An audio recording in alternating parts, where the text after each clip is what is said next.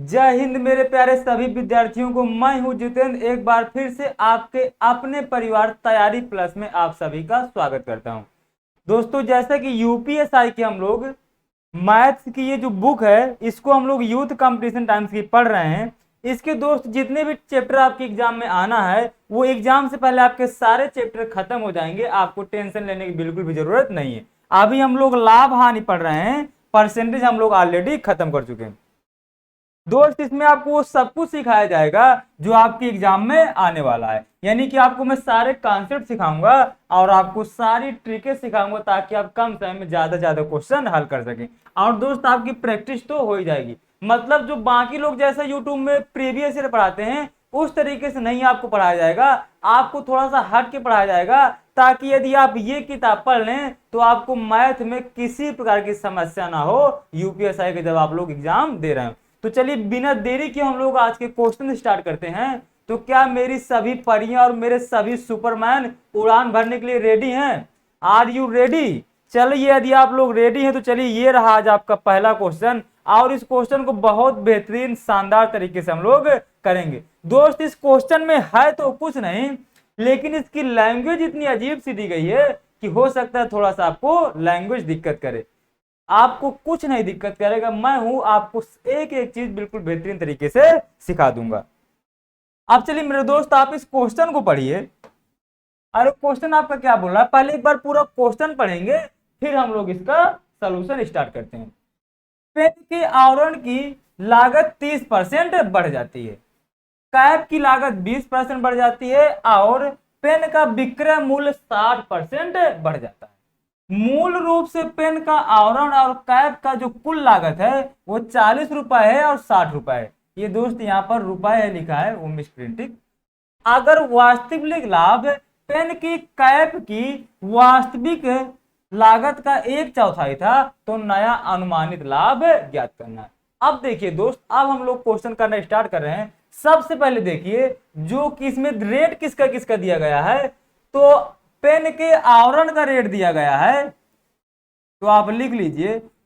बिल्कुल आसानी से समझ जाएंगे। आवरण का मूल्य दिया गया है और आपको कैप का मूल्य दिया गया है। तो हमने लिख लिया कितना है, 40 है और 60 है। तो हमने ये लिख लिया 40 और ये हमने लिख लिया 60। तो पेन का मूल्य कितना हो गया, 40 प्लस 60, यानी कि पेन का मूल्य कितना है, 100। पेन के मतलब आप आवरण समझ गए ना। जैसे ये मान लीजिए ये पेन है तो ये जो कैप है मतलब जिसका ढक्कन होता है उसका मूल्य 40 दिया है। सॉरी, ये जो कैप है उसका मूल्य 60 दिया है और बाकी जो ये पेन है उसका मूल्य 40 दिया है। बस आप इसको ऐसे आसान से समझिए। अब देखिए कैप की कीमत इतनी ज्यादा है, कैप में कुछ लगा रहा होगा, हीरा सोना जो भी लगा रहा हो, तभी तो कैप का महंगा है। समझ गए ना। अब चलिए, अब देखिए जो आवरण की लागत है वो 30% बढ़ जाती है।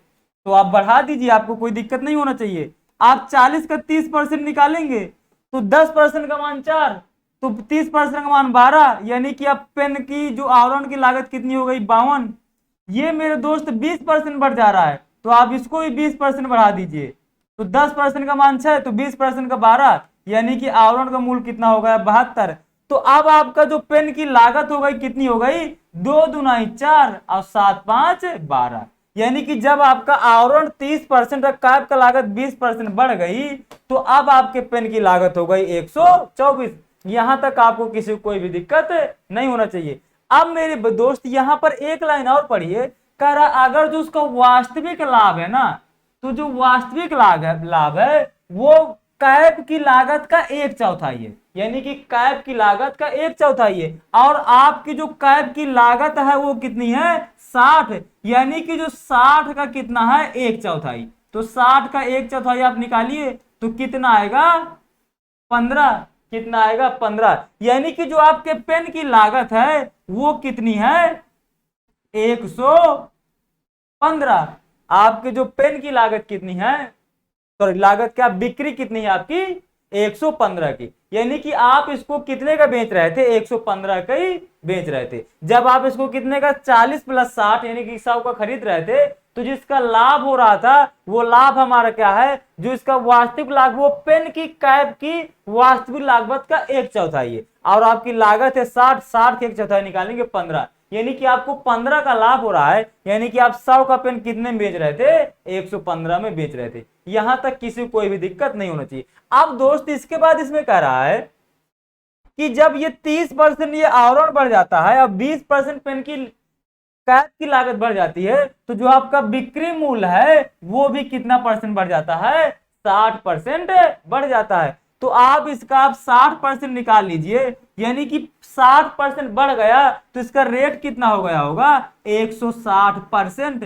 परसेंटेज हटाएंगे तो बटे में कितना आ जाएगा, 100। एक जीरो से एक जीरो काट दिया, 5 से काटा 2 आया, और ये कितना आया, 23 आया। इसको 2 से काटा तो ये आया 8, इसका मल्टीप्लाई करा लिया तो ये 8 3 24, 8 दूना 16 और 2 18, यानी कि अब आपका जो बिक्री मूल्य हो गया कितना हो गया, 124। अब आपका बिक्री मूल्य हो गया, सॉरी 184। अब 184 अब आपका बिक्री मूल्य है, पहले इसका बिक्री मूल्य कितना था, 124, यानी कि अब आपका बिक्री कितनी बढ़ गई, 60 बिक्री आपकी बढ़ गई, कितने में, 124 में।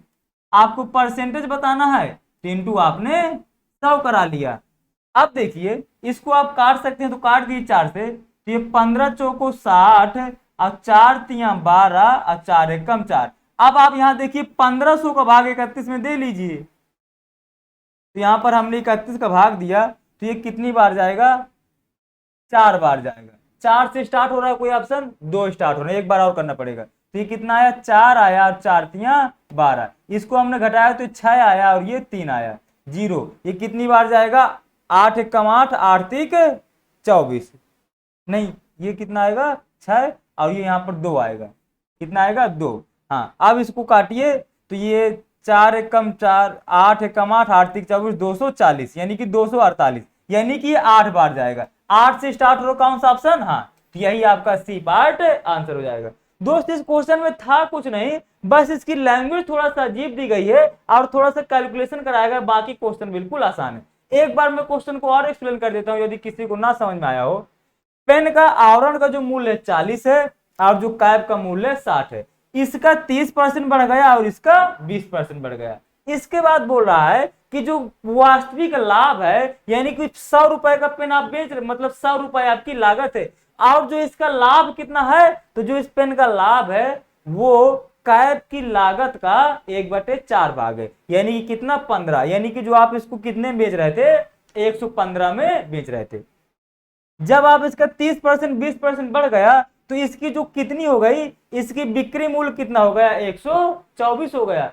लेकिन आप बिक्री मूल्य भी बढ़ा दे रहे हैं, जब ये 30 और ये 20 बढ़ रहा है तो आप बिक्री मूल्य को कितना बढ़ा दे रहे हैं, 60% बढ़ा दे रहे हैं, यानी कि जो आप पहले 115 के बेच रहे थे अब उसको आप 184 के बेचने लगे।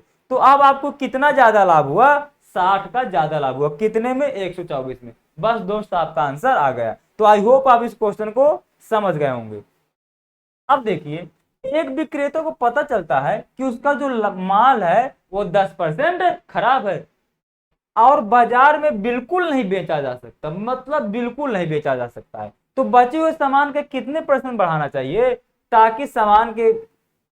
ताकि खराब सामान के कारण होने वाले हानि की क्षतिपूर्ति की जाए। ये दोस्त लाभ हानि से ज्यादा क्वेश्चन ये आपका प्रतिशत का है, और मैंने इस टाइप के क्वेश्चन आपको प्रतिशत में बहुत बार पढ़ाया है, यदि आपने मुझसे प्रतिशत पढ़ रखा होगा। अब देखिए हमने मान लिया कि जो माल की लागत थी वो कितनी थी, 100। हमने मान लिया कि जो माल की लागत थी वो कितनी थी, 100। इसमें से 100 में से आपका 10% माल खराब निकल गया, यानी कि 10% का मतलब कितना हुआ, 10, यानी कि आपका 10 का माल खराब हो गया। तो अब ये माल कितने का बचा, 90 का ये आपका माल अच्छा वाला बचा। 100 का माल था, 10% खराब हो गया, यानी कि आपका 90 का अच्छा वाला सामान बचा। अब आपको 90 में से इसको आपको कितना बढ़ाना चाहिए कि 100 हो जाए।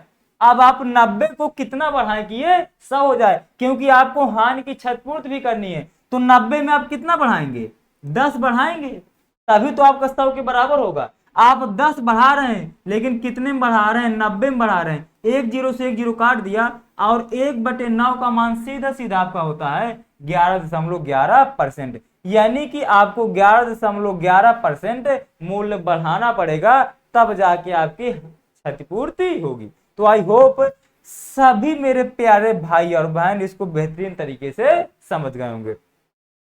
चलिए अब अगला क्वेश्चन पढ़िए।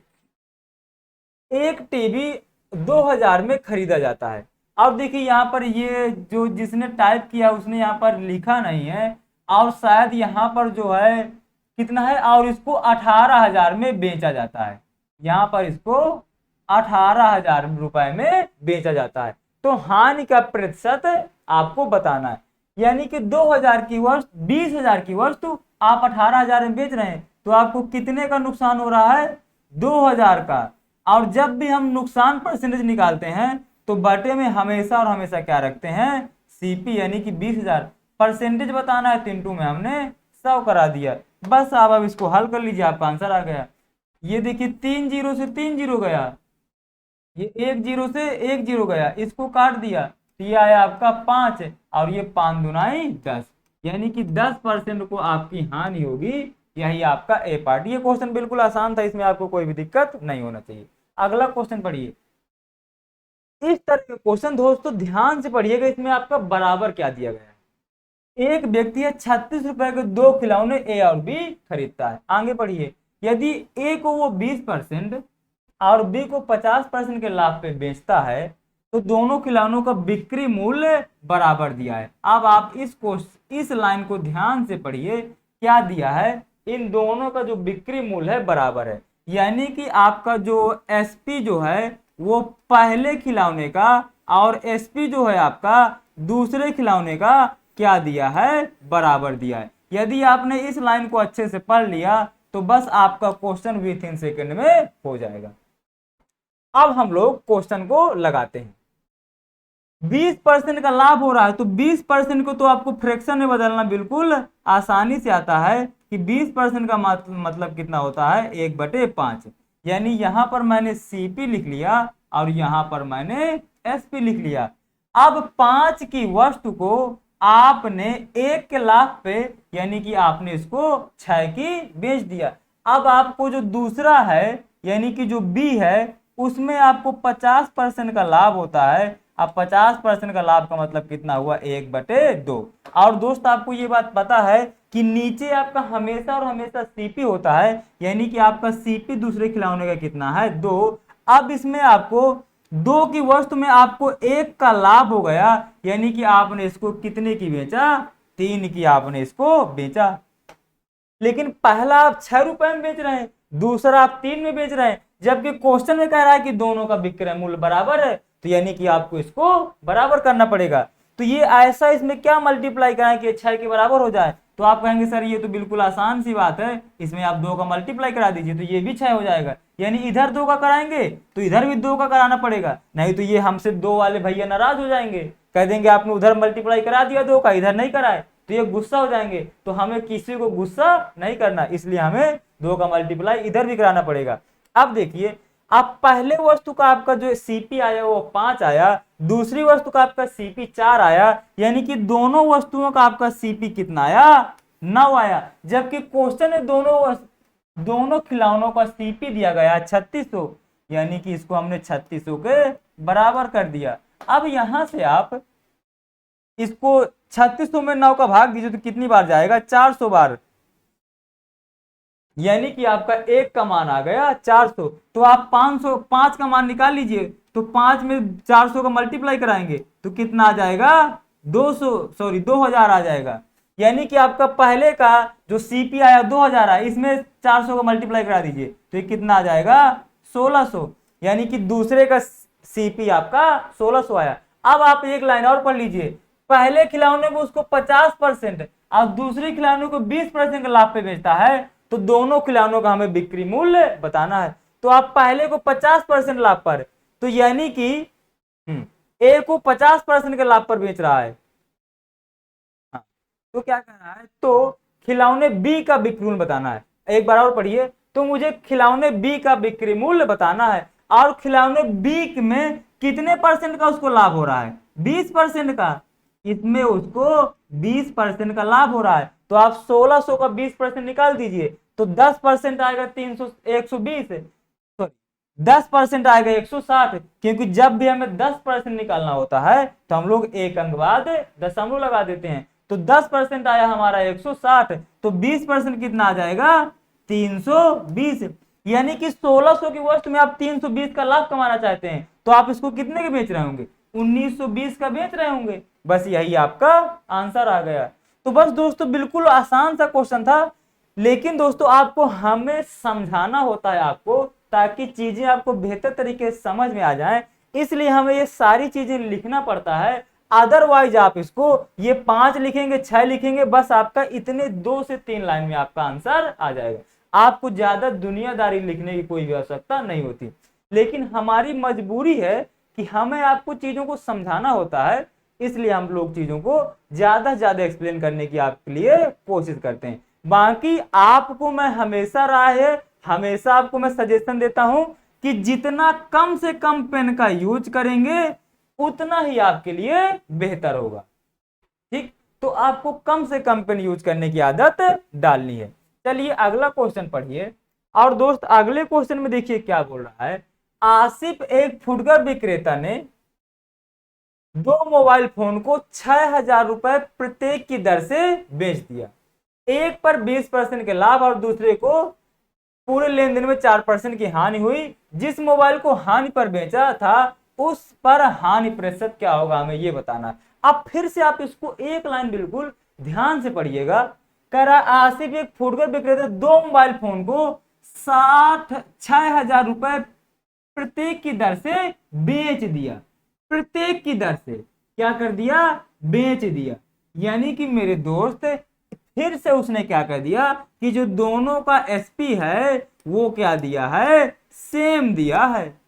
फिर से भैया दोनों का एसपी जो है आपका सेम दे दिया। अब आप देखिए, आपको मैं इस क्वेश्चन का आपको 2 तरीका बताऊंगा, आप जिस तरीके से आपका मन चले उस तरीके से बता दूं। अब बताइए, पहले आपको आसान तरीका बताऊं कि थोड़ा सा कठिन तरीका बताऊं? आप लोग बताइए कौन सा तरीका मैं बताऊं, जल्दी से फटाफट से कमेंट करके बताइए। चलिए मैं पहले आपको थोड़ा सा कठिन तरीका बता देता हूं। कठिन नहीं है, बस थोड़ा सा आपको 1-2 लाइन ज्यादा लिखना है, कोई दिक्कत नहीं, लिख लेंगे आप।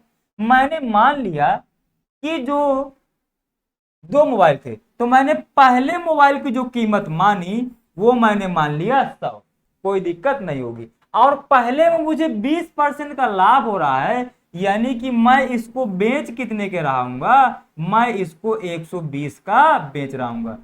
यहां तक मेरे किसी भी परी और किसी भी मेरे सुपर हीरो को दिक्कत नहीं होना चाहिए। 100 की वस्तु है, उसे 20% का लाभ कमा रहा हूं, यानी कि मैंने उस मोबाइल को 120 का बेचा होगा। अब आपको एक चीज ये दी गई है कि जो आपका दूसरा मोबाइल है ना, ये आपका पहला मोबाइल है और ये आपका दूसरा मोबाइल, और इन दोनों मोबाइलों का जो बिक्री मूल्य है ना वो आपका सेम है। यानी कि पहले का यदि 120 है तो दूसरे का भी बिक्री मूल्य 120 रुपए ही होगा। इसमें आपको कोई भी दिक्कत नहीं होना चाहिए।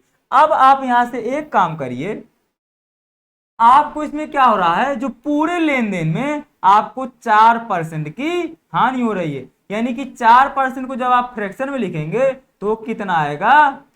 25। यानी कि मेरे दोस्त 25 की वस्तु में आपको 1 की हानि हो गई, यानी कि आप वस्तु को कितने की बेच रहे होंगे? 24 की बेच रहे होंगे। यानी कि 24/25 आपका फ्रैक्शन आ गया। अब देखिए, जो आपका एसपी है, पहले का 120 दूसरे का 120, तो दोनों का एसपी आपका कितना आ गया? 240। अब जब 240 आ गया, अब मेरे दोस्त अब आपको चाहिए क्या? अब आपको चाहिए कि सीपी आ जाए। और आपको एक बात पता होती है कि जब भी हम लोग एसपी से सीपी निकालना होता है तो हम लोग क्या कराते हैं, जो हम लोगों का फ्रैक्शन आता है जस्ट उसका उल्टा मल्टीप्लाई कराते हैं। यानी कि हमें किससे मल्टीप्लाई कराना होगा? 25/24 से कराना होगा। तो इसको हमने काट दिया तो ये कितना आया? 10। यानी कि ये कितना आ गया? 10 × 25 250। यानी कि आपका जो सीपी कुल आया, कुल सीपी आपका कितना आया 250। आपका कुल एसपी है 240, लेकिन आपका जो कुल एसपी है यानी दोनों मोबाइलों का सीपी वो कितना है 250। एक का आपको सीपी दे रखा है 100 और दोनों का 250 है, तो यानी कि इसका सीपी कितना रहा होगा 150 रहा होगा। इसमें किसी को भी कोई दिक्कत नहीं होनी चाहिए। क्या इतनी सी बात आपको समझ में आई? अब आप आसानी से निकाल लेंगे। 150 की वस्तु आप 120 की बेच रहे हैं, तो आपको कितने का नुकसान हो रहा है 30 का नुकसान हो रहा है। कितने में 150 में परसेंटेज बताना है तो इंटू में 100 करा दिया, इसको काट दिया तो ये 5 आया और ये 20 पंचे 100, यानी कि आपको 20% का दूसरे में नुकसान हो रहा होगा। यही आपका ए पार्ट आंसर हो जाएगा। तो आई होप आप इस क्वेश्चन को, इस मेथड को बेहतरीन तरीके से सीखे होंगे। अब चलिए मैं इसका आपको एक दूसरा मेथड भी बता देता हूं, जिससे आपकी चीजें थोड़ा सा और आसान हो जाएंगी। आपने एक फार्मूला पढ़ा होगा कि जो परसेंटेज चेंज का आपने एक फार्मूला तो पढ़ा ही होगा, जिसमें से क्या होता है x plus y plus x into y बटे 100। यहां पर दोस्त आपको पता होगा कि जो अगर लाभ हो रहा है तो x को प्लस के साथ लिखते हैं और यदि हानि हो रही होती है तो माइनस के साथ लिखते हैं। किसी को भी जिसमें हमें लाभ हो रहा होगा उसको, यानी कि मैं लिख देता हूं, लाभ को हमेशा प्लस के साथ लिखा जाता है और हानि को हमेशा माइनस के साथ लिखा जाता है। ये चीज आपको बेहतरीन तरीके से पता होगी। अब देखिए, एक में उसे 20% का लाभ हो रहा है, दूसरे में हानि हो रही है। मुझे नहीं पता दूसरे में कितने की हानि हो रही है, तो मैंने मान लिया कि x% की हानि हो रही है, तो उसे पूरे लेन देन में 4% की हानि हो जाती है। यानी कि ये आपका पूरा जो लेन देन है 4% ये आपका दिया गया है, तो ये आपका 4 दिया गया है और हानि की बात कर रहा है, इसलिए हम लोग माइनस चिन्ह लगाएंगे। 20% का लाभ हो रहा है तो इसको हम लोग प्लस के साथ लिखेंगे। ये आपकी हानि है तो इसको हम लोग माइनस के साथ लिख देंगे। कोई दिक्कत नहीं है ना, समझ गए? हमने मान लिया कि x% की हानि हो रही है और हानि को हमेशा माइनस चिन्ह के साथ लिखते हैं। यहां पर 4% की हानि हो रही थी इसलिए हमने -4 लिखा। आगे आप कर लीजिए क्वेश्चन आप, तो ये 20 आएगा और ये ब्रैकेट में क्या लिखना पड़ेगा -x और यहां पर बटे में 100। अब आप इसको काट दीजिए तो 20 पंचे 100। अब आप यहां पर सभी जगह एलसीएम ले लीजिए, तो ये आएगा -4 और ये आपका आ जाएगा 20 पंचे 100 और ये आ जाएगा आपका माइनस का 5x और ये माइनस और प्लस माइनस हो जाएगा और जो बटे में आपका 5 आएगा उसका आप इधर मल्टीप्लाई करा दीजिए, तो ये कितना हो जाएगा 5 × 4 यानी कि 5 चौको 20। कोई दिक्कत? अब देखिए, ये माइनस का 5x और ये माइनस का x, ये आपका कितना हो जाए, ओ ये क्या हो गया, हाँ तो ये आपका कितना हो जाएगा, आप इसको तो ये आपका हो जाएगा माइनस का 6x। कोई दिक्कत? अब देखिए, आप माइनस को इधर ले आइए और इस 20 को उधर भेज दीजिए, तो ये आपका हो जाएगा 6x बराबर 100 प्लस 20 और 100 प्लस 20 को आप लिख सकते हैं, 100 प्लस 20 को आप क्या लिख देंगे 120। तो आप इसको काट दीजिए तो ये आएगा आपका 20, यानी कि x का मान आपका 20 आ गया, यानी कि आपको 20% की हानि हो रहेगी। यही आपका आंसर आ जाएगा। तो आई होप आप इसको भी आप ये वाला मेथड भी सीख गए होंगे। आपको इतना सारा कुछ समझाने के लिए लिखना पड़ता है, बाकी अदरवाइज आप इसको 1 से 2 लाइन में कर सकते हैं, कोई भी दिक्कत आपको नहीं आएगी। चलिए मेरे दोस्त, आप अगला क्वेश्चन पढ़िए और अगला क्वेश्चन भी आपका बिल्कुल आसान सा है। यदि आप इसको थोड़ा सा चीजों को अच्छे से सीखेंगे तो आपको इस क्वेश्चन में भी कोई दिक्कत नहीं आएगी। आराम से पढ़िए, कोई जल्दीबाजी मत करिएगा। 2 कंप्यूटर कंपनियां ए और बी प्रति कंप्यूटर को 36,000 रुपए में बेच देती हैं। अब देखिए, ये जो दोनों कंप्यूटर उनको 36,000 में बेच देती हैं, यानी कि फिर से यहाँ पर आपका जो है एसपी क्या सेम दे दिया, क्योंकि दोनों को क्या बेच रही हैं, दोनों को 36,000 में बेच रही हैं, यानी कि यहाँ पर भी आपका एसपी सेम दे दिया। अब आप अगला क्वेश्चन पढ़िए। अगर कंपनी अपने लाभ की गणना लागत मूल्य पर करती है और कंपनी भी अपने लाभ की गणना बिक्री मूल्य पे करती है, यहां पर ये होना चाहिए, अगर कंपनी ए, यहां पर लिख लीजिएगा आप, कंपनी ए अपने लाभ की गणना लागत मूल्य पर करती है और कंपनी बी अपने लाभ की गणना बिक्री मूल्य पर करती है, तो प्रत्येक कंपनी 20% लाभ कमाती है। तो कंपनी बी द्वारा बनाया गया लाभ कंपनी कंपनी ए द्वारा बनाए गए लाभ के मुकाबले कितना प्रतिशत अधिक है, आपको ये बताना है। यहाँ पर ए कहीं लिखा ही नहीं है, चलिए कोई दिक्कत नहीं, हमने लिख दिया। अब दोस्त आपको क्वेश्चन तो बिल्कुल आसान हो गया। देखिए, मैंने मान लिया कि कंपनी जो ए है ना, जो कंपनी ए का हमने क्रय मूल्य मान लिया कंप्यूटर का कितना है 100। यहां पर आपको इसमें तो कोई दिक्कत नहीं होना चाहिए। हमने कंपनी ए का जो है क्रय मूल्य मान लिया 100, और आपको जो है कंपनी ए किसमें लाभ की गणना करती है, क्रय मूल्य पे करती है। कंपनी ए जो है अपने लाभ की गणना क्रय मूल्य में करती है, और कंपनी को कितना लाभ होता है, को तो 20% का लाभ होता है। यानी कि जो कंपनी ए है वो अपना कंप्यूटर 120 में बेच रही होगी, इसमें किसी को भी कोई दिक्कत नहीं होना चाहिए। अब कंपनी बी की बात करते हैं, लेकिन कंपनी बी से पहले एक बात हम लोग और कर लेते हैं कि यदि कंप्यूटर ए का एसपी यानी विक्रय मूल्य 120 आया है, तो कंपनी बी का भी जो विक्रय मूल्य होगा वो भी 120 होगा, क्योंकि यहां पर हमने पहली लाइन पढ़ी कि प्रति कंप्यूटर को 36 रुपए में बेचती है, यानी कि दोनों का विक्रय मूल्य सेम दिया है। यानी कि यदि इसका 120 आया तो इसका भी 120 आएगा।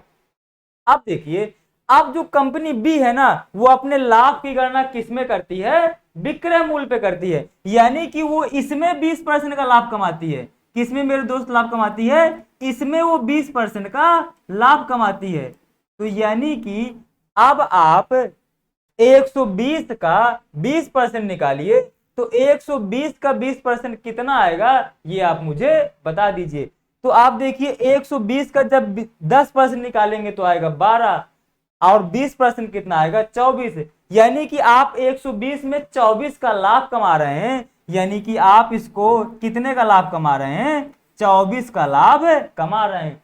इसमें आप 24 का लाभ कमा रहे हैं, और इसमें आप कितने का लाभ कमा रहे हैं, 20 का लाभ कमा रहे हैं, क्योंकि 100 का आपने 120 में बेचा तो इसमें आपने 20 लाभ कमाया, और इसमें 120 में आप 20% का लाभ कमा रहे हैं, यानी कि आप इसमें कितने का 24 का लाभ कमा रहे हैं। तो दोस्त आपको इससे कितने अधिक हैं, तो आपके कंपनी ए से जो कंपनी बी है उसका 4 अधिक है। आपको परसेंटेज बताना है, इसलिए बटे में 100 करेंगे, इसको काट दिया तो ये आया 1/5, और 1/5 का मान सीधा सीधा आपका 20% होता है। तो बस यही आपका आंसर हो जाएगा। तो आई होप आप इस क्वेश्चन को बेहतरीन तरीके से सीखे होंगे।